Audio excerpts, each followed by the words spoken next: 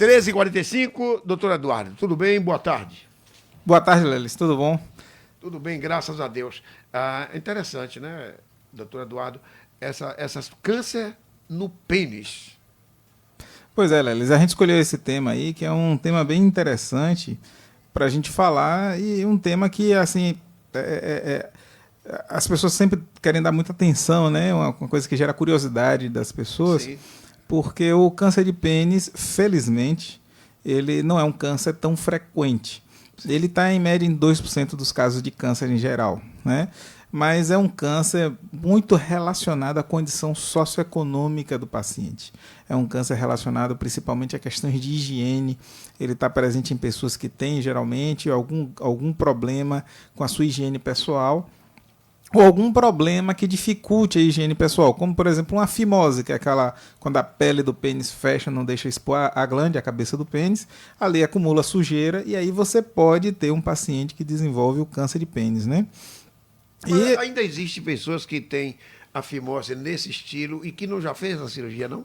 E muita. Tem muita gente que tem uma fimose e que não cuida, né? E que não procura o médico, um procedimento que é muito simples, muito tranquilo de ser feito, né? A gente pode fazer até com anestesia local, né? Você tem muitos pacientes, principalmente os diabéticos, né? Que eles acabam tendo inflamações recorrentes da pele do pênis e acabam levando à formação dessas fimoses e às vezes não trata, aquilo gera inflamação crônica e com essa inflamação crônica o paciente ele pode ter realmente até o desenvolvimento do câncer de pênis.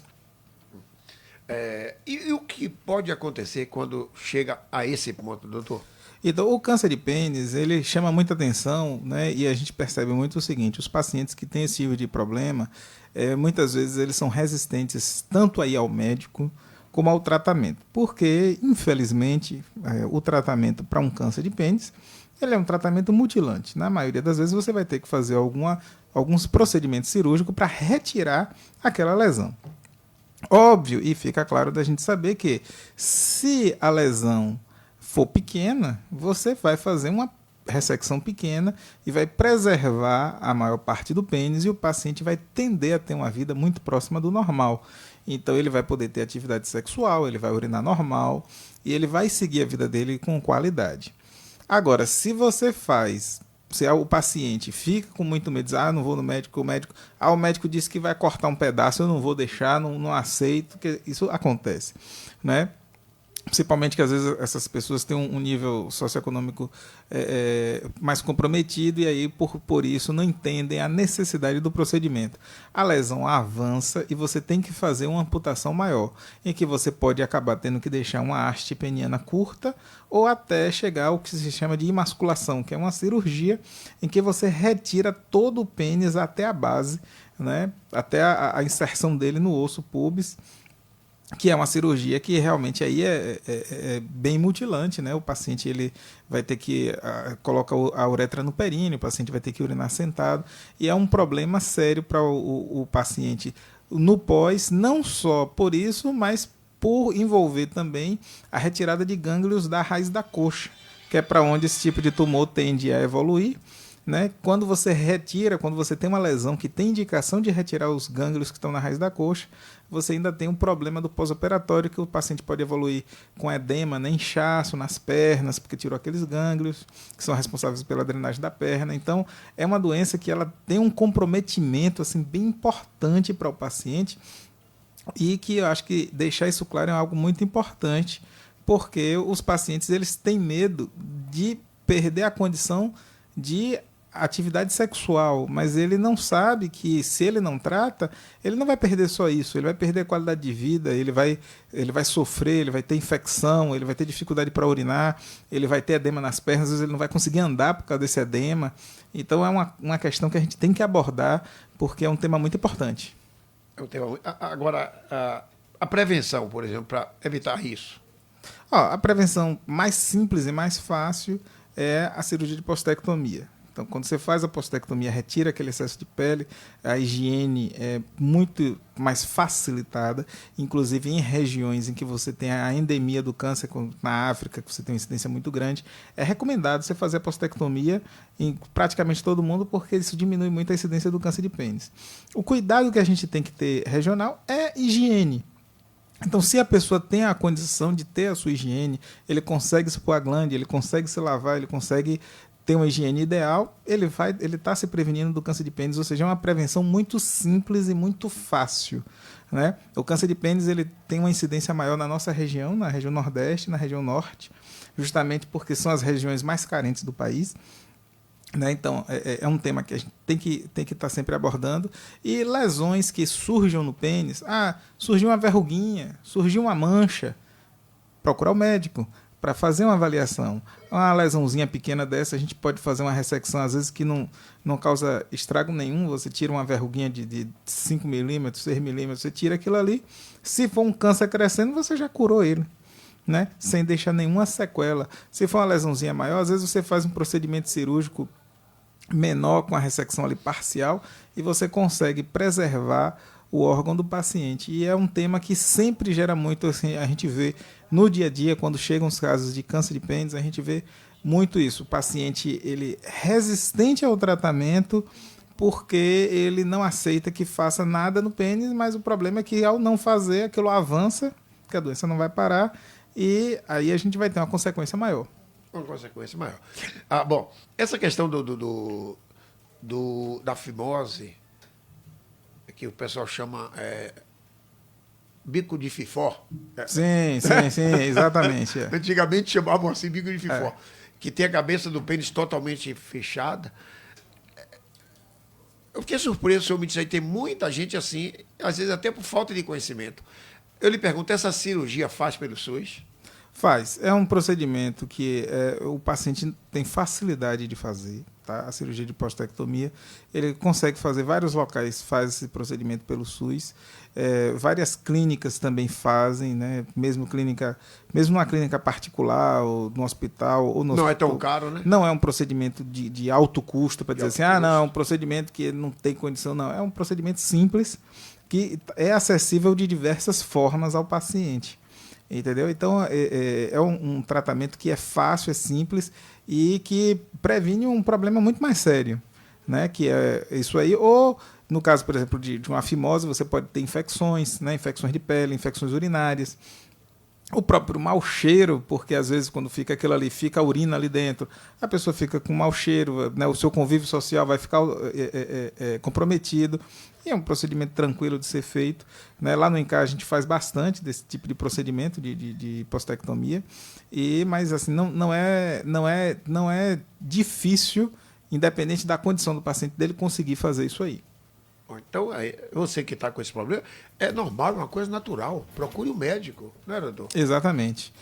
Um tema importante que as pessoas às vezes questionam é como fica a vida sexual do paciente que foi submetida a uma cirurgia para tratamento de câncer de pênis, né? Esse é um tema que às vezes as pessoas questionam bastante. Doutor, e aí? O paciente ele vai conseguir ter atividade sexual? Como é que fica isso? E, assim, na maioria das vezes, quando você faz uma cirurgia preservadora, quando você tem uma lesão pequena, né, uma lesão localizada, que você faz uma ressecção com uma preservação grande parte do órgão, né? Às vezes você tira só a glande ou só uma parte da glande, preserva a uretra, o paciente ele consegue manter uma atividade sexual normal ou muito próxima do normal. Ele consegue ter uma relação, ter penetração, ter ereção. E isso é interessante de se saber, porque às vezes as pessoas acham que mexer em qualquer parte do pênis, se você fizer qualquer coisa, vai levar a uma disfunção erétil, e não é verdade. Né? Até uma cirurgia mais agressiva, em que você precisa tirar a glande e uma parte do corpo cavernoso, do corpo do corpo cavernoso do pênis, né, que é o que dá a ereção mais firme, até quando você tira uma parte dele, mas se você deixar uma haste longa que permite o paciente ter uma penetração, ele consegue ainda assim ter uma boa atividade sexual. Então, acho que esse é uma questão que sempre fica muito na dúvida dos pacientes e o importante é isso, é a precocidade no tratamento.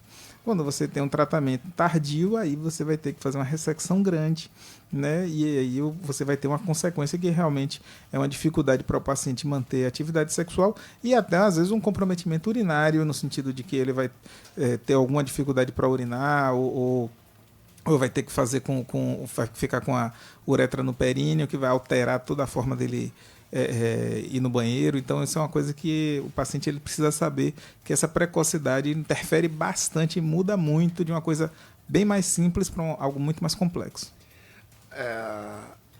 Mudando de assunto, aquele rapaz de Feira de Santana que saiu aí na mídia, que a mulher dele cortou o pênis dele na cepa.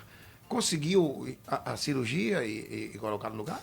Aquele paciente, eu participei também do caso dele, e consegui, ele foi submetido a um procedimento cirúrgico, né?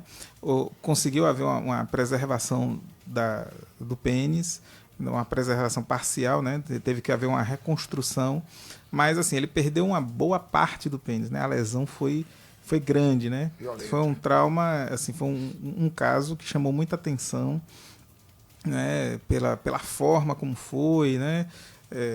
Pela própria companheira, né? Que foi presa logo depois. Mas assim, conseguiu-se fazer uma reconstrução para dar uma qualidade de vida melhor para aquele paciente, né? Foi um caso assim que chamou bastante atenção da mídia. Parece que ela jogou o objeto que ela cortou no lixo e devia achar 2, 3 dias depois. Isso, E ainda conseguiu recuperar essa outra parte? Não conseguiu, fez a reconstrução no próprio paciente, né? A parte que ela seccionou ali acabou sendo perdida.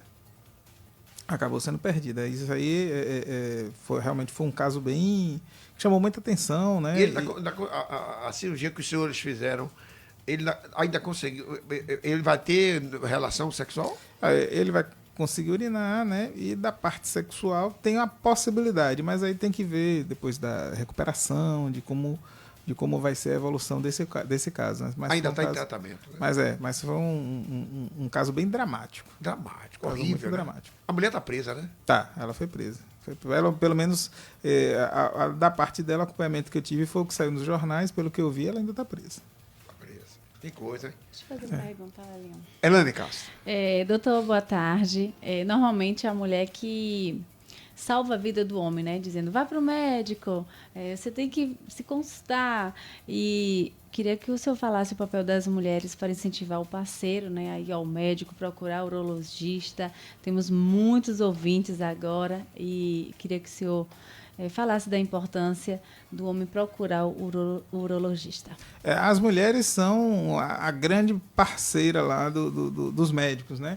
Em todas as áreas, né? Os pacientes eles vão muito nos médicos, principalmente no urologista, mas também no cardiologista, fazer seus exames, fazer sua prevenção, devido às suas parceiras que passam, né? E pedem aos companheiros, marcam a consulta. Fala com ela, já está marcada a consulta, vá lá. Hoje, não esqueça não. Eu paguei caro, exato, ou então eu paguei e vai gastar meu dinheiro. Exato. Então a gente vê isso no consultório no dia a dia, né? Todos os dias a gente vê isso. E eu acho que é algo fundamental. Eu acho que vem muito da questão, toda mulher tem um pouco de mãe, né? Então, até para o parceiro dela, ela tem um pouco de atitude de mãe e acaba correndo atrás e marcando e encaminhando. E isso interfere muito na vida dos homens, porque tem muitos homens que, se não tivesse uma mulher por trás ali, levando ele, marcando a consulta, facilitando essa questão para ele, né? Não iriam fazer acompanhamento.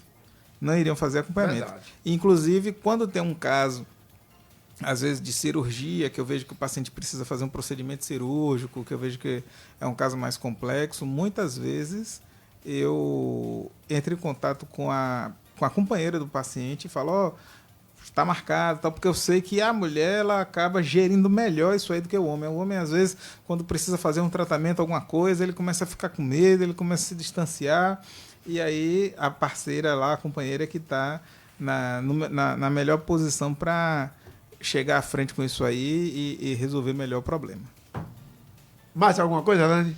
Não, Nosso Lelis, WhatsApp aí, não, alguma fala coisa? também da importância, né, de estar indo no médico, descobrir algo antecipado, porque tudo isso, né, doutor, evita. Não, com certeza. A gente tem que ter. Todo mundo tem que manter esse seu acompanhamento, fazer seus exames preventivos, né? Isso aí é essencial para a gente ter uma boa vida. Todo mundo quer viver bem, todo mundo quer ter saúde, né? A gente não quer ter problema, mas a vida é feita de problemas. Então a gente o tempo todo vai ter um problema, vai ter que resolver. Na saúde é da mesma forma. Se você identifica logo, trata logo, vai ser de uma forma. Ô, doutor Se Eduardo. você aguarda aquilo ali avançar para chamar atenção, aí a gente vai ter outro desenrolar. Uma coisa interessante é a questão do casamento. Às vezes tem pessoas, até a questão do nível de cultura, o conhecimento da pessoa, né? A pessoa vai casar, não procura um médico para fazer os exames nupciais, né? Para se cuidar, tanto ele como a esposa. Então, é importante que todo casal, noivos, namorados, que estão pensando em casamento, quando estiver bem próximo, que façam esses exames. Não, claro, é importante, né? Até para evitar qualquer problema ali no relacionamento e tal, né? Já vê todo mundo, vê os exames, vê se tem algum problema. Se tiver algum problema, já resolve, né? Para fazer a sua avaliação pré-nupcial para depois você ter num casamento uma vida tranquila. Você tem problemas, até problemas genéticos, que você, identificando, você pode tomar certos cuidados, né? Para o casal, né? Ou informar algum risco que tenha, por exemplo, de uma anemia falciforme, né? Então, se você tem um parceiro que tem o gene, a parceira também tem o gene, você fala, vocês têm uma probabilidade mais alta ou mais baixa de ter um filho com anemia falciforme. A família pode, sabendo disso, se programar ter um filho só, né? Ou optar por não ter, ou saber que pode ter aquele problema. Então, isso tudo é muito importante. E, além das doenças transmissíveis que você identificando, você trata. Uma mulher, por exemplo, você pode ter uma mulher que vai casar e que ela tem uma sífilis latente e que ela não sabe, ela não tem sintoma nenhum, e que se ela faz o exame pré-nupcial, você trata, se ela engravidar ali, ela pode engravidar, mas já está tratada. Se não, ela pode engravidar com a sífilis latente e o feto pode desenvolver isso aí, e a gente tem um problema. Uma pergunta aí pra gente. Boa tarde, Elaine. Boa tarde, Lelis. Boa tarde, doutor, e a todos os ouvintes dessa rádio. Doutor, eu tô com um amigo que ele tava me falando que já tem uns 2 dias que ele tá sentindo uma dor na lateral direita do saco, né? Que a gente chama de ovo, né? Mas é na lateral direita. E ele disse que sempre sente uma dorzinha ali. Essa dor é normal, né? Ele me falou que não sente dificuldade nenhuma de urinar, nem nada, né? Mas essa dor já tem uns 3 dias. O quadro de dor testicular idiopática é muito comum. A dor testicular idiopática é aquela dor que você sente no testículo e que não tem nenhuma causa. Você faz todos os exames, está normal. Mas você tem causas de dor testicular por problemas de saúde. Então você tem orquite crônica, você pode ter uma varicocele, né? Então você tem problemas que podem provocar dor. Então, assim, para saber exatamente do que a gente tem que colher uma história, entender exatamente o que está acontecendo com esse paciente, dar uma olhada nesse testículo, ver se está inchado, se tem uma hiperemia, né? Se está avermelhado, se está quente, se dói quando você toca, se não dói quando você toca, para poder realmente entender o que está acontecendo e o que a gente precisa fazer.